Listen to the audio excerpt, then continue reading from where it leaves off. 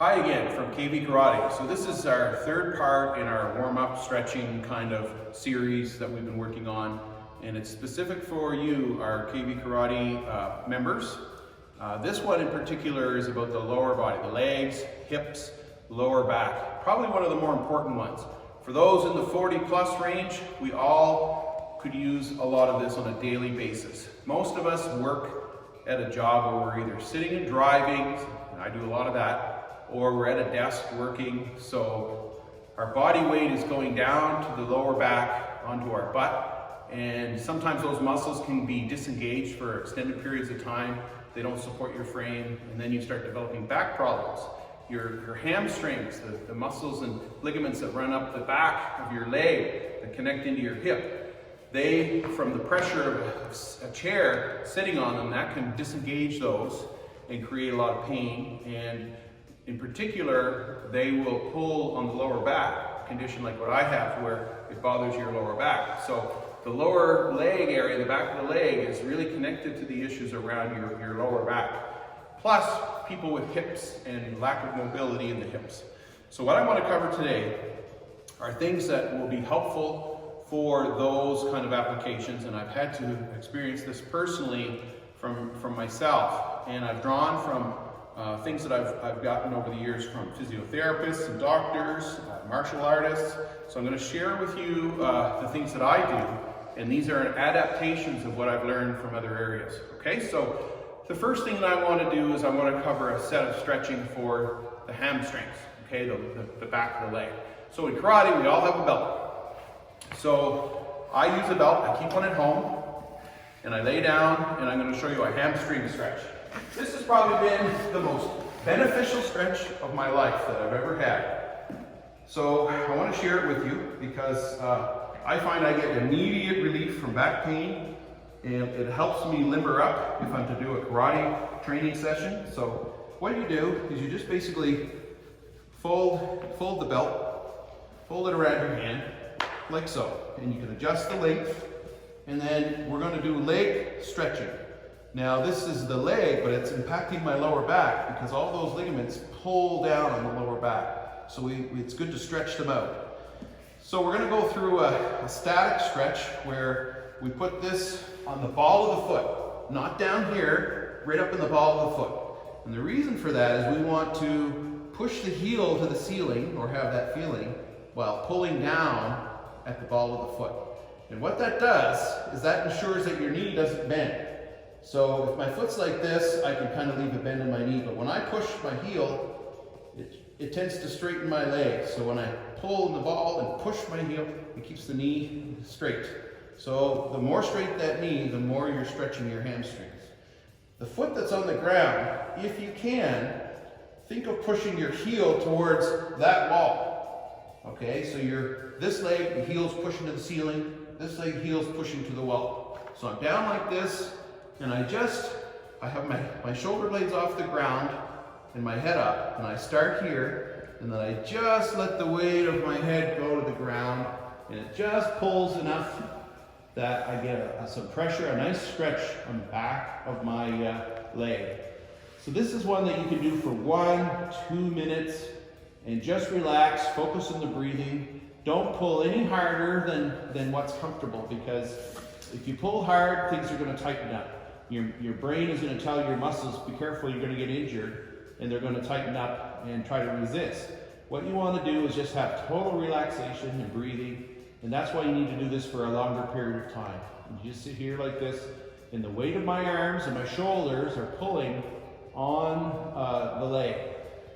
So this one you can do for a few minutes, and then you take a break, and you can loosen it off. Now we're going to go to a resistance style of stretch, an isometric style stretch, where we're going to put a load of resistance on it. And that is designed to engage all of the muscles at once, so that afterward you can get a stretch even farther. So the step number 2, exact same thing, except this time you're going to try to push using your heel, your foot, toward the wall. And you're going to just hold it back with resistance with your hands. So now I'm using all these muscles and I'm pushing.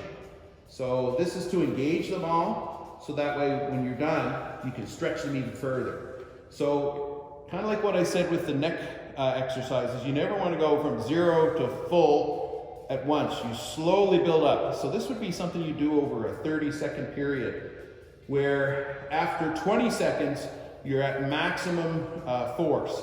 So you slowly build up to the pressure of pushing, and then from 20 to 30 seconds, you slowly let off the pressure. So it would look something like this. So 1,000, 2,000, 3,000, 4,000, 5,000, 6,000, 7,000, 8,000, 9,000, 10,000, 12,000, 13,000, 14,000, 15,000, 16,000, 17,000, 18,000, 19,000, maximum pressure. And then 10, 9, 8, 7, 6, 5, 4, 3, 2, 1. So you let it off, shake it out, wait a few seconds, not a long time, and then you put it back on. Now I'm going to choke up a little further so I can get a tighter pull. Now I'm closer to my foot. I've choked up on the belt. Now when I relax, I should be able to go 3 or 4 inches further down. Okay? And again, I should get a little more stretch. And you have to do this a lot over a longer period of time to gain a huge range of motion. I would say it would take weeks to gain a range of motion, doing this once a day. But it's also good just simply if you're not trying to increase your range of motion, just to help keep the strain off of your back from the tight hamstrings. So now I'm totally relaxed. I'm thinking about my heel that's on the ground, pushing my heel to the wall. I don't have to have this heel on the ground. I can have it up off the ground as long as I'm pushing my heel to the ceiling and my heel to the wall, and just relax. And again, you can gain, if you want to challenge yourself, you can pull a little bit further, and then you will really stretch. You should feel this right in here where the muscle's connected to the back of your hip, your backside. This is where the pull should be with the hamstrings. So then when I'm done, I will combine this with the side. So on the side, you have the thoracic region and IT band and all these things on the side of your leg. And it's good to help stretch the side too. So what I do is I put this hand here and I hang on and I go down and I look back at my hand and I stretch. So if you were to see me from the sky, I would have a cross. It would be like a cross. So this is stretching all of this region here into the back. A very good stretch. A nice finish to this exercise. So we do this, and then I come to here, come back. So that's the first set of stretching using the belt, your karate belt, in the back of your leg. So the next set that I'd like to cover is designed primarily for your hip region and lower back. And it complements the belt stretch one, and I often do these together. This one's particularly helpful if you're doing a lot of kicking in your class training, because it helps support your hips and helps you from tearing and pulling and injury. So what I like to do is I like to put this foot up here. Most of you have seen this before. And I take this hand and I push it through to my knee, my shin. And then I take this hand and around and I lock it. So this is something that you do and you can hold it here, and it really helps this hip region, okay? Especially this region on the outside of your hip. It helps to stretch, and you can also rock a little bit to massage your lower back. If you feel a little stiffness, you can check for that and do this. If you can't reach, you can also grab here and use it here. But what I find is I don't get enough pull, I don't get enough stretch. So I would encourage you to try to reach around like this, okay? So this is the first set. You can do this for 30 seconds or a minute, whatever you like. You can pull this down a bit if you have to, but this is a very good stretch for the hip region, and it's the start. So the next one I would start with that, both sides. Put the hand here, foot flat on the ground, put this hand over here, and I want to put this foot flat on the ground over here. So when I do that, again, I'm stretching through this side area of my hip. Going like that. This hand is here.